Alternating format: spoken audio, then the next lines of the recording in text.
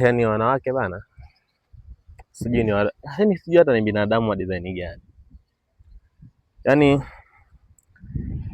Yani mwanamke na sasa makabila ambao hayana akili wakikaa vikao vyao wanasema wanaume wa Tanga wanapeleka moto, sijui wanafanyaje, sijui nini, wanajua mahaba, sijui wanajua mapenzi. Yes, inakuja wapi? Wanaume wengi sana ambao wanajua mahaba kwanza anakuwaga ni watu ambao hana hela.